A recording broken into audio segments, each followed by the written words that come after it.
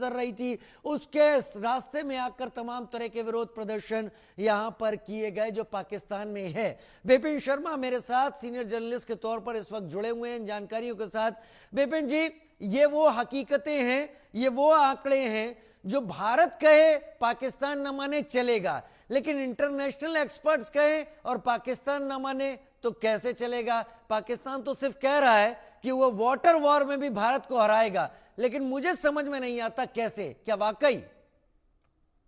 देखिए, वही बात है कि बिल्कुल हकीकत से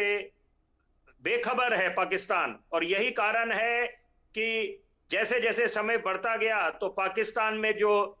हालात हैं वो बद से बदतर होते गए, और यहाँ पर एक तरफ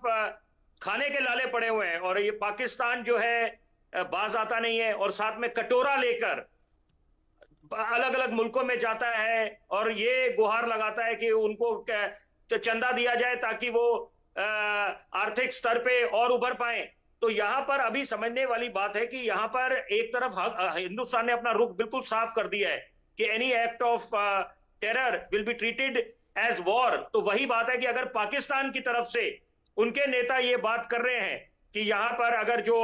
पानी को रोकने के बाद उसको ये युद्ध माना जाएगा, तो देखिए हिंदुस्तान तैयार है। यहाँ पर ये नया हिंदुस्तान है, और पहले भी यहाँ पर हिंदुस्तान ने कई मर्तबा पाकिस्तान को करारी शिकस्त दी है, उनको मुंह की खानी पड़ी है, दिल में तारे दिखाए हैं पाकिस्तानियों को। तो यहाँ पर मुझे लगता है ये बड़े निर्णायक दौर पे हम लोग आ गए हैं, और जरूरी है कि हम दो बातों की तरफ ध्यान केंद्रित करें कि जब सदी की सबसे बड़ी महामारी आई तो एक तरफ तो ये बात थी कि वुहान शहर से एक वायरस निकला है और उसने पूरे विश्व को बीमार कर दिया है। उसके बाद ये भी बातें उभर के आई कि बायोलॉजिकल वॉरफेयर तो नहीं है, गैर रासायनिक युद्ध चीन की तरफ से कि बोलबाला जमा ले पूरे विश्व पे। तो वही बात है कि जो साइबर वॉरफेयर, ये भूलना नहीं चाहिए कि साइबर वॉरफेयर भी चीन की तरफ से हो सकता है। पाकिस्तान को एक सेफ बेस बनाकर कि यहां पर साइबर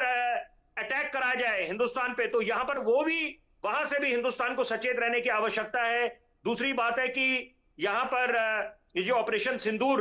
हिंदुस्तानी सेना ने अपना एक शौर्य दिखाया है, तो वो भी मुझे लगता है एक तीर से कई निशाने गए हैं। यहाँ पर पाकिस्तान इस समय भले ही कुछ भी बोले कि वो कन्वेंशनल वॉर उसने जीता है, लेकिन ये बात जग जाहिर है कि पाकिस्तान डीजीएमओ ने यहाँ पर हिंदुस्तानी डीजीएमओ को फोन करके ये युद्ध विराम की बात करी। ये बात हम बोले कि डोनाल्ड ट्रंप ने हस्तक्षेप करके ये मध्यस्थता कराई। देखिए, कश्मीर का जो मुद्दा है, G7 का जब समिट था तो साइड लाइन्स पे और बियारेट्स में वहां पर डोनाल्ड ट्रंप जब अपने पहले कार्यकाल में थे, राष्ट्रपति जब थे, तो वहां पर उन्होंने कोशिश करी थी कि यहां पर मध्यस्थता करें और हस्तक्षेप करें कश्मीर के मुद्दे लेकर, लेकिन नरेंद्र मोदी देश के प्रधानमंत्री ने बिल्कुल साफ रुख कर दिया था। लेकिन एक तो आप खुद समझिए कि एक तरफ विश्व का सबसे पुराना लोकतंत्र और यहाँ पर उनके सबसे शक्तिशाली नेता विश्व के, तो हिंदुस्तान के साथ वो खैर अभी विपिन जी, ऐसा लगता है कि पाकिस्तान बस एक बाइट्स देने का काम जो पत्रकारिता में कहा जाता है वही